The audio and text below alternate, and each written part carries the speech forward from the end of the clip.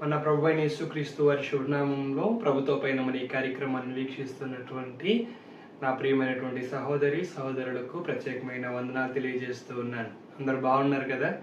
దేవుని మహాకృపను బట్టి, మీ ప్రార్థనలు బట్టి మేము కూడా క్షేమంగా ఉన్నామని తెలియజేస్తూ ఉన్నాం. ఈ యొక్క ప్రభుత్వ పైన మన కార్యక్రమం ద్వారా మీరందరూ దీవించబడుతున్నారని ఆశిస్తూ ఉన్నాను. ప్రార్థన చేసుకుందాము. దేవుని యొక్క మాటలు మనం అందరూ వినటకు సిద్ధపడదాం. ప్రేమగిలిన తండ్రి, మహోన్నతులు యేసయ్య, మీకు వందనాలు, కృతజ్ఞతలు ప్రభువా. నాయనా, నీ సమయంలో మేమందరం నీ మాటలు వినే భాగ్యం మీరు మాకు ప్రసాదిస్తున్నందుకు మీకు వందనాలు ప్రభువా. మేమందరము ప్రభువా నీ దయ పొంది నీ కృపలో ఎదుగుటకు, ఆత్మీయ యాత్రలో మేమందరం కొనసాగుతూ ఆయన విశ్వాసముతో మేము జీవించుటకు, పరలోకమును చేరుటకు కావలసిన సిద్ధపాటు కలిగి ఉండుటకు కృప చూపించండి. నీవే మా అందరితో మాట్లాడమని, నీ మాటల ద్వారా మాకు కావలసిన ధైర్యం పొందుకోవడానికి, ప్రతి విధమైన శోధనలు జయించడానికి కావలసిన కృప అనుగ్రహించమని నజరేయుడైన యేసయ్య అతి శ్రేష్టమైన నామములో ప్రార్థన చేసి వేడుకొనుచున్నాం తండ్రి, ఆమేన్. మంచిది ప్రియులారా, ఈరోజు సమూయేలు 2వ గ్రంథంలో 24వ అధ్యాయంలో జరిగినటువంటి కొన్ని విషయాలను మనం ధ్యానం చేద్దాం. బైబిల్ తెరిచి సమూయేలు 2వ గ్రంథము 24వ అధ్యాయానికి రావాలని మీ అందరికీ తెలియచేస్తా ఉన్నాను. 24వ అధ్యాయం, ఇక్కడ ప్రాముఖ్యంగా దావీదు కనపడతా ఉన్నాడు. సమూయేలు 2వ గ్రంథము 24వ అధ్యాయం 1వ వచనం మనం చూద్దాం. ఇంకొక మారు యెహోవా కోపము ఇశ్రాయేలీయుల మీద రగులుకొనగా ఆయన దావీదును వారి మీదికి ప్రేరేపణ చేసి, నీవు పోయి ఇశ్రాయేలు వారిని, యూదా వారిని లెక్కించుమని అతనికి ఆజ్ఞ ఇచ్చెను. ఇక్కడ ఈ వచనంలో మనం దావీదును చూస్తూ ఉన్నాం. ఈ అధ్యాయంలో దావీదు చేసినటువంటి ఒక పొరపాటు మనం చూస్తున్నాం ప్రియులారా. దావీదు ఏం చేస్తున్నాడంటే, ఇప్పుడు రాజుగా ఉన్నాడు. తన యొక్క అధీనంలో ఎంతమంది అయితే తన ప్రజల్లో నుండి యుద్ధం చేయగలిగినటువంటి సామర్థ్యత కలిగిన వారు ఉన్నారో తెలుసుకోవాలని ఆశిస్తున్నట్లుగా అర్థమైంది ప్రియులారా. మరి దేశ క్షేమం కోసం, దేశము సుభిక్షంగా ఉండాలి, దేశ ప్రజలందరూ సంతోషాలతో ఉండాలి అంటే ఆ దేశం యొక్క సైన్యం మీద ఆధారపడి ఉంటుంది. దేశము మంచి సైన్యాన్ని కలిగి ఉంటే ఇక ఆ దేశం మీదకి ఎవరు రావడానికి సాహసించరు. శత్రువులు కూడా ఆ దేశం యొక్క పటిష్టమైనటువంటి రక్షణ వలయాన్ని చూసి ఆ దేశం మీదకి రావాలంటే భయపడతారు. అందుకే దావీదు ఏం ఆలోచన చేస్తున్నాడంటే, నా దేశంలో, నా దేశం కొరకు పనిచేయగలిగినటువంటి సామర్థ్యత కలిగిన వాళ్ళు ఎంతమంది ఉన్నారో ఆలోచన చేద్దాము అని ఒక ఆలోచన వచ్చింది. దాని ప్రకారంగా ముందుకు వెళ్ళాలని అన్ని నిర్ణయాలు తీసుకుంటున్నట్టు మనకు కనబడతా ఉంది ప్రియులారా. అక్కడ దానికి సంబంధించినటువంటి సైన్యాధికారి అయినటువంటి యోవాబును పిలిపించడం జరిగింది. ఈ విషయాన్ని, తనకు వచ్చినటువంటి ఆలోచనని తన యొక్క సైన్యాధికారితో చెప్తా ఉన్నాడు. మీరు వెళ్ళి మన దేశంలో ఉన్నటువంటి ఇజ్రాయేలీలో కానీ, యూదా వారిలో ఉన్నటువంటి వారిలో ఎంతమంది సామర్థ్యత కలిగినటువంటి వాళ్ళు ఉన్నారు, యుద్ధ వీరులు ఎంతమంది ఉన్నారో తెలుసుకొని లెక్కించి రమ్మని ఆజ్ఞాపిస్తున్నట్లుగా కనబడతా ఉంది. దావీదు ఎప్పుడైతే ఈ మాట చెప్పాడో, యోవాబు సున్నితంగా రాజును కొంచెం వేడుకుంటూ ఉన్నాడు. ఈ యొక్క విషయాన్ని తిరస్కరిస్తున్నట్లుగా మనకు కనబడతా ఉంది. పిల్లరా, యోవాబు అంటున్నాడు, అయ్యా ఎందుకు ఈ పని చేస్తున్నారు? నీ కాలంలోనే యుద్ధ వీరులు అనేక మంది తయారవుతున్నారు, కావలసినంత దేవుడు సమకూరుస్తూ ఉన్నాడు. మీరు ఇట్లాంటి ఆలోచన చేయాల్సిన పని ఏం లేదు, సమృద్ధిగా ఉన్నారు అని చెప్తే, రాజు కదా తన మాట నెగ్గాలనేటువంటి ఆలోచనతో చెప్పింది మీరు చెయ్యండి, నేను చెప్పింది మీరు చేయాలి అన్నట్టుగా ఆజ్ఞ ఇస్తే ఇక చేసేదేం లేక యోవాబు ఆ పనిని ప్రారంభించడం జరిగింది. దానికి 9 నెలల కాలం పట్టినట్లుగా మనం చూస్తున్నాం ప్రియులారా. ఈయన అన్ని ప్రాంతాలు సంచరించి ప్రతి ఒక్కరిని ఆయన పరిశీలన చేసి ఎవరు ఏంటి అనేది లెక్క తేల్చే పనిలో పడ్డారు. దానికి 9 నెలల సమయం పట్టింది. 9 నెలల సమయం తీసుకున్న తర్వాత యోవాబు తిరిగి వచ్చి వారికి ఇచ్చినటువంటి సమాచారం ఏంటంటే, ఇజ్రాయేలీయులలోనేమో 8 లక్షల మంది యుద్ధ వీరులు ఉన్నారు, యుద్ధం చేసేటువంటి వారు ఉన్నారు. అలాగే యూదా వారిలోనేమో 5 లక్షల మంది ఉన్నారు. మొత్తం మీద 8 + 5 13 లక్షల మంది ఉన్నారయ్యా అని తేల్చడం జరిగింది ప్రియులారా. చూడండి, ఎప్పుడైతే ఈ లెక్క బయటకు వచ్చిందో వెంటనే దావీదు తన మనసులో కలత చెందాడు. ఎందుకంటే తను ఇప్పటిదాకా చేసింది అవివేకపు చర్య అని ఆయనకి అర్థమైంది. నేను ఎందుకు ఇలా చేశాను అనేది. ఎందుకు వచ్చింది ఈ ఆలోచన అంటే, చూడండి, దేశంలో సైన్యం ఎంత బలం ఉన్నా మరి దాన్ని నడిపించేటువంటి దేవుడు మరి ఒక ప్రాముఖ్యమైన పాత్ర పోషిస్తూ ఉన్నాడు. సైన్యపు బలం కన్నా దేవుని యొక్క శక్తి, దేవుని సహాయం చాలా అవసరం అనేటువంటి విషయము ఆలస్యంగా దావీదుకి అర్థమైంది ప్రియులారా. దయచేసి మీ అందరూ కూడా జ్ఞాపకం చేసుకోండి. మరి మన బలము, మన శక్తి, మన సామర్థ్యాలు మనం కొన్నిసార్లు అంచనా వేసుకుంటూ ఉంటాం.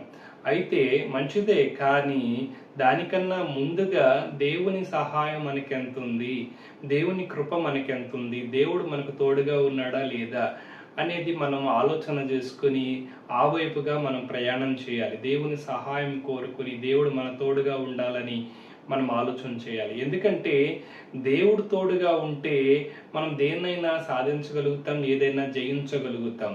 మనకి ఎంత బలం ఉన్నా, ఎంత శక్తి ఉన్నా, ఎంత ఆస్తులున్నా, ఏమున్నా కానీ దేవుడే తోడుగా లేకపోతే మనం వేటిని జయించలేము, వేటిని కూడా మనము సాధించలేము అనేది దీని భాగంగా మనకు అర్థం చేసుకుంటున్నాం ప్రియులారా. దయచేసి ఈ దావీదు చేసినటువంటి మిస్టేక్ మన జీవితం మనం చేయొద్దు. దావీదుకి రియలైజ్ అయ్యింది, దావీదు తను చేసినటువంటి తప్పును అర్థం చేసుకున్నాడు, మరలా తిరిగి దేవుని దగ్గరికి వెళ్ళాడు, పశ్చాత్తాపడుతున్నాడు.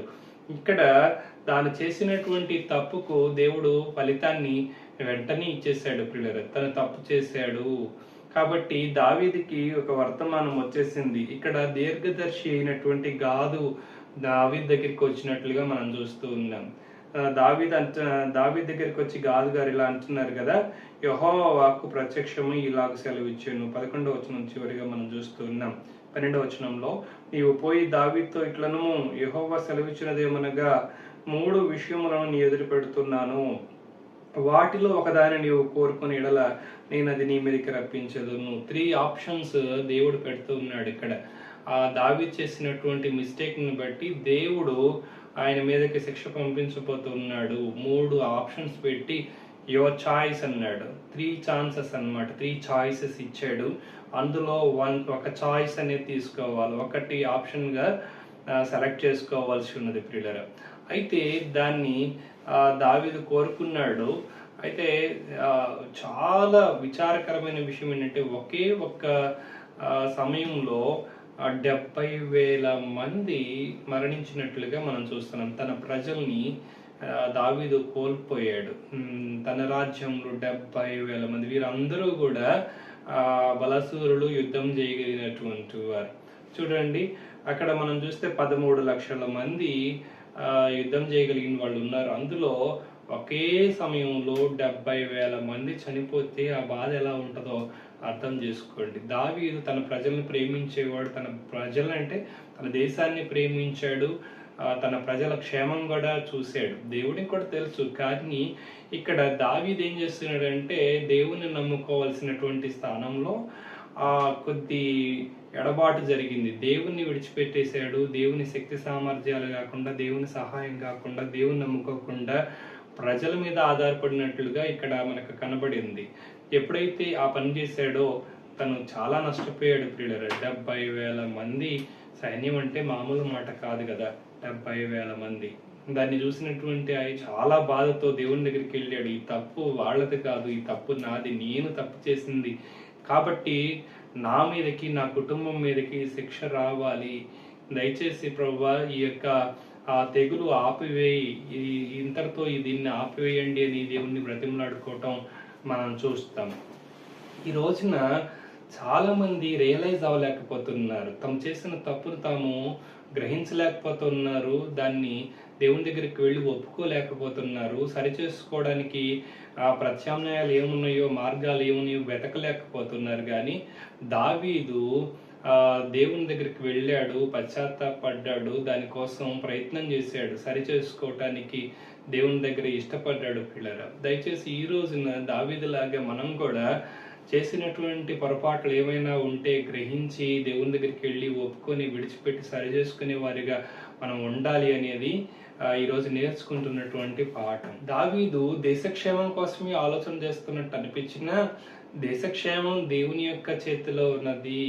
దేవుని సహాయం వలన, దేవుని యొక్క కృప వలన దేశం క్షేమంగా ఉంటది అనేటువంటి ఆలోచన మర్చిపోయాడు. తన యొక్క బలగం చేతో, తన శక్తి చేతో, తన సామర్థ్యం చేతో దేశాన్ని కాపాడుకోవచ్చు అనేటువంటి భ్రమలో ఉండడం వల్ల ఇలాంటి పొరపాటు జరిగింది. కాబట్టి ఈ రోజున మన కుటుంబం క్షేమంగా ఉండాలన్నా, మనం ముందుకు వెళ్ళాలన్నా, మనం జయం సంపాదించుకోవాలనుకున్నా మన శక్తి మీద, మన సామర్థ్యం మీద ఆధారపడలేదు.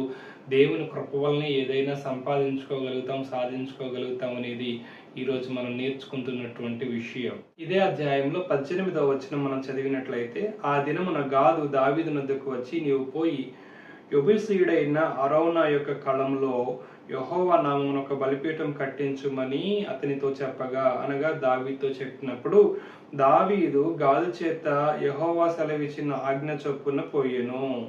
చూసారా, ఇప్పుడు మరలా దీర్ఘదర్శి అయినటువంటి గాదు చెప్పిన మాట విన్నాడు. అనగా దైవ సేవకుడు ఏదైతే రాజుకు చెప్పాడో, దావీదుకు చెప్పాడో ఆ మాట విన్నాడు. ఎవరైనా ఎంతటి వారైనా దేవుని జ్ఞానం చేత నడిపించబడాలి, దేవుని మాటకు లోబడాలి, దైవ సేవకుని మాట మరి వినాలి అనేది ఈ సందర్భంగా మనం నేర్చుకుంటున్నాం. దావీదు రాజు ఇంతకుముందు సైన్యాధిపతి సలహా ఇచ్చినప్పుడు వినలేదు, కానీ ఆయనకు ఎదురు చెప్పాడు, నా మాట నెగ్గాలనుకున్నాడు. కానీ ఎప్పుడైతే గాదు అనగా దైవ సేవకుడు దీర్ఘదర్శి చెప్పిన మాట విన్నాడో అప్పుడు మరలా తిరిగి ఆశీర్వాదం చూడడం ప్రారంభమైంది. ప్రియులారా, ఇక్కడ గాదు అనగా దైవ సేవకునికి ఎదురు చెప్పలేదు.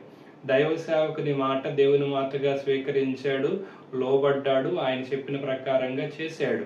ఇక్కడ అరౌనా అనేటువంటి మరొక వ్యక్తిని ఇక్కడ మనం చూస్తున్నాం. ప్రియులారా, మొదటిగా దావీదును చూసాం, తర్వాత సైన్యాధిపతి అయినటువంటి యోవాబును చూసాం, ఆ తర్వాత మూడవదిగా దైవ సేవకుడైనటువంటి గాదును చూసాం. ఇప్పుడు నాలుగో వ్యక్తి మన కంటికి కనబడుతూ ఉన్నాడు, అతను అరౌనా. అరౌనా ఇతను మంచి వ్యవసాయం చేసుకునేటువంటి వాడు, తనకి భూమి ఉన్నది, అన్ని విధాలుగా కూడా మంచి స్థితిలో ఉన్నాడు, దేవుని భయం కూడా కలిగి ఉన్నాడు. ఎప్పుడైతే ఈ యొక్క అరౌనా దగ్గరికి దావీదు రాజుగారు తన యొక్క సైనికులతో వచ్చారో దాన్ని గమనిస్తూ ఉన్నాడు. ముందుగానే దూరం నుంచి గమనించి ఎదుర్కొని వెళ్ళాడు. సాష్టాంగపడి నమస్కారం చేశాడు, గౌరవించాడు. అయ్యా మీరేంటి నా దగ్గరకు వస్తున్నారు, ఏంటి పని అడిగాడు, తెలుసుకున్నాడు. ఆ తర్వాత ఇక్కడే నేను నీ స్థలంలో నేను బలిపీఠం కట్టి దేవునికి ఆ సమాధాన బలి అర్పించాలి, దహన బలి అర్పించాలని నేను అనుకుంటున్నాను. మరి ఏంటి అంటే వెంటనే ఆయన అన్నాడు, అయ్యా నీ ముందు ఏది కనపడుతుందో అన్నీ నీవే, నీకేది కావాలో తీసుకోమన్నాడు. దహన బలికే దహన బలి అంటున్నారు కాబట్టి, అయ్యా స్థలమే కాదు, స్థలంతో పాటు నా దగ్గర పశువులు ఉన్నాయి, ఎద్దులు ఉన్నాయి.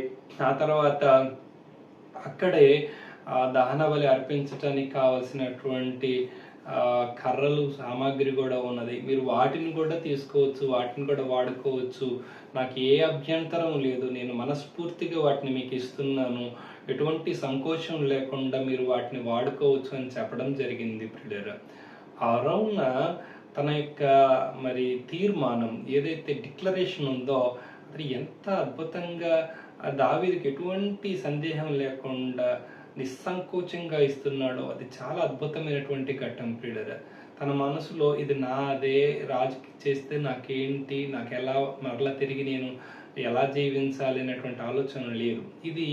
ఈ సంఘటనను ఎప్పుడైతే అరౌనా అర్థం చేసుకున్నాడో, ఈ పరిస్థితిని ఎప్పుడైతే అరౌనా అర్థం చేసుకున్నాడో, తన ప్రజలందరూ ఆ దేశంలో ఉన్న వారందరూ క్షేమంగా ఉండడం కంటే మరి కోరదగింది ఏదీ లేదు, అంతకన్నా మేలైంది ఏదీ లేదు, ఇప్పుడు దేవుడు ఈ తెగులను ఆపేస్తే అంతే చాలు అనుకున్నటువంటి ఆలోచన కలిగి ఉన్నట్లుగా మనకు అర్థమవుతుంది. ప్రియులారా, ఈ రోజున ఇలాంటి ఆలోచన కలిగిన వాళ్ళు ఎంతమంది ఉంటారు?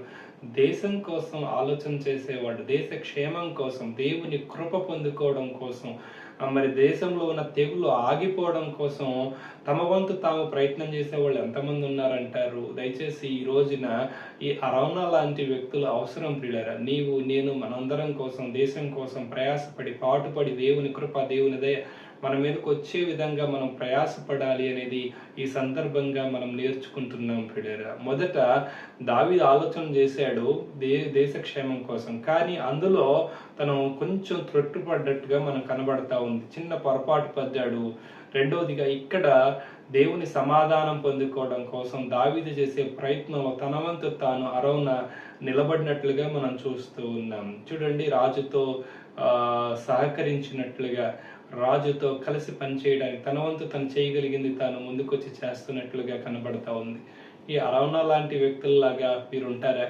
దయచేసి మీరు చేయగలిగింది మీకున్న దానిలో దేవుని కొరకు సమర్పించటానికి మీరు సిద్ధంగా ఉన్నారా? ఈ రోజున మీ పాత్ర ఏంటి? దేవుని యొక్క కృప పొందే విషయంలో, దేశం క్షేమంగా ఉండే విషయంలో, మన ప్రాంతం క్షేమంగా ఉండే విషయంలో మీ పాత్ర ఏంటి? మీరు ఏ విధంగా సహకరిస్తున్నారు? దైవ సేవకునితో సహకరిస్తున్నారా? రాజుతో సహకరిస్తున్నారా? అనగా అధికారులతో సహకరిస్తున్నారా? సంఘంతో సహకరిస్తున్నారా? దైవ సేవకునితో సహకరిస్తున్నారా? ఈ విషయాల్ని మీరు దయచేసి కొద్దిగా ఆలోచన చేయండి. నాకేంటి అనే స్వార్థపూరితమైన ఆలోచనల్ని విడిచిపెట్టండి. సాధ్యమైనంత వరకు మీకు కలిగిన దాన్ని దేవుని కొరకు సమర్పించటానికి మీరు ముందుకు రండి. ఇది దేవుని పిలుపుగా నేను మీ అందరికీ తెలియజేస్తున్నాను ప్రియులారా. నా మాటకు మీ అందరికీ చెప్తూ ఉన్నాను. మనమందరము కూడా క్షేమంగా ఉంటే మీరు క్షేమంగా ఉంటారు. ఒక్క స్వార్థపూరితమైన ఆలోచన మీరు కలిగి ఉన్నట్లయితే అందరితో పాటు మీరు కూడా నశించిపోతారు. అందరూ బాగుంటే నీవు బాగుంటావు. తర్వాత మీ అందరికీ ముఖ్యంగా చెప్పేటువంటి మాట ఏంటంటే, ప్రాణమే పోయిన తర్వాత మిగిలిన తర్వాత ఏముంటే ఏం ప్రయోజనం కదా? ఏం పోయినా నీ ప్రాణం నిలబడిందంటే తర్వాత అన్నీ నువ్వు సంపాదించుకోవచ్చు కదా. దయచేసి ఈ సందర్భంగా మీ అందరికీ తెలియజేస్తున్నాను. అప్పటికే 70,000 మంది నశించిపోయారు. వారికి ఉన్నవన్నీ అలా విడిచిపెట్టేశారు. అరౌనా అనుకున్నాడు కదా, నా ఆస్తి పోయినా నా ప్రాణం మిగిలింటే తర్వాత వీటిని సంపాదించుకోవచ్చు అనుకున్నాడేమో. దావీదు అంతకుమించి ఏం చేశాడో చూడండి. దావీదు ఊరకనే ఇస్తానంటే తీసుకోలేదండి. దావీదు అంటున్నాడు, నేను ఊరకనే ఇస్తే తీసుకుని, నువ్వు ఇచ్చింది తీసుకుని దేవునికి ఇస్తే నేను ఇచ్చినట్టు ఎట్లా అవుతుంది? కాబట్టి నేను దానికి వెల చెల్లిస్తాను, ఇంత నేను కట్టిచ్చేస్తాను, అప్పుడు నేను నా స్వాధీనం చేసుకుంటాను, నేను ఇచ్చేది దేవునికి నేను ఇచ్చినట్టు అవుతుంది అనేటువంటి ఆలోచన చెప్పినప్పుడు కాదనలేదు. చూడండి, తనకు రావాల్సింది తనకు వచ్చింది. అనగా దావీదు అరౌనాకి ఎంత చెల్లించాలో అంత చెల్లించాడు. ఆ తర్వాత స్వాధీనం చేసుకున్నాడు. దేవునికి చేయాల్సినటువంటి యాగం ఏదైతే ఉందో ఆ బలియాగం చేయడం జరిగింది. ఆ తర్వాత తెగులు ఆగిపోయింది. పిల్లరా, ఈ రోజున మనం నేర్చుకుంటున్నటువంటి విషయాలు, దయచేసి దేశ క్షేమం కోసం, దేవుని కృప కోసం మనం అడుగుదాం. దేశం క్షేమంగా ఉండాలంటే మనం చేయాల్సిన ప్రయత్నం మనం చేయాలి. దానికి ముందుగా మనం ఏం చేయాలంటే దేవుని కృపను వేడుకోవాలి. ప్రియులారా, దేవుని సహాయం లేకుండా మనంతట మనం మన శక్తి మీద మనం ఏమీ చేయలేము అనేది ఈ రోజున నేర్చుకుంటున్నాం. కాబట్టి ఈ పాఠము మన హృదయంలో పెట్టుకుందాం. మన దేశం క్షేమంగా ఉండాలనే ఆలోచనతో భారం కలిగి ప్రార్థన చేద్దాం. దేవుని సహాయం కోరదాం. దేవుడు మన దేశాన్ని సుభిక్షంగా ఉంచేటట్టుగా అన్ని విధాలుగా, కరువు నుండి, క్షామం నుండి, అలాగే తెగులు నుండి, లేక శత్రు భయం నుండి, లేక అనేక రకాలైనటువంటి రుగ్మతల నుండి, వ్యాధుల నుండి దేవుడు విడిపించి మనమందరం క్షేమంగా ఉండాలని మనమందరం దేవుని దగ్గరికి వెళ్ళి దేవుని సహాయం కోరి దేవుడిచ్చే కృప మనం పొంది మనమందరం కూడా దీవించబడదాం. అట్టి కృప, అట్టి భాగ్యము దేవుడు మనందరికీ దయచేయునుగాక. రండి ప్రార్థన చేసుకుందాం. ప్రేమ కలిగిన తండ్రి, మీకు వందనాలు, స్తోత్రములు ఆయన. ఈరోజు మీరు మాతో మాట్లాడినటువంటి మాటలను బట్టి నీకు స్తోత్రం. ప్రభువా, నన్ను మమ్మల్ని బలపరచండి, స్థిరపరచండి. ఎక్కువగా ప్రార్థనాత్మ కలిగి నీ యొక్క కృప, నీ సహాయమును వేడుకుంటూ ప్రభువా, నీ దయ వలన, నీ సహాయం వలన అన్నిటినీ జయిస్తూ మేము సుఖముగాను సంతోషముగాను బ్రతుకు దినమును మీరు మాకు అనుగ్రహించమని వేడుకుంటూ ఉన్నాం.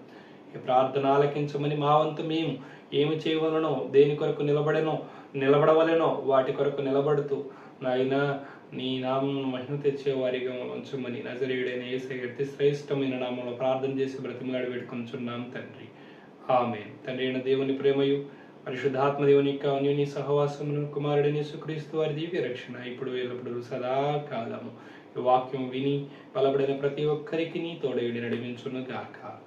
ఆమేన్. అందరికీ వందనాలు. యెహోవా మీకు తోడయుండును గాక. యెహోవా మిమ్మల్ని ఆశీర్వదించును గాక. ఆమేన్. ఆమేన్.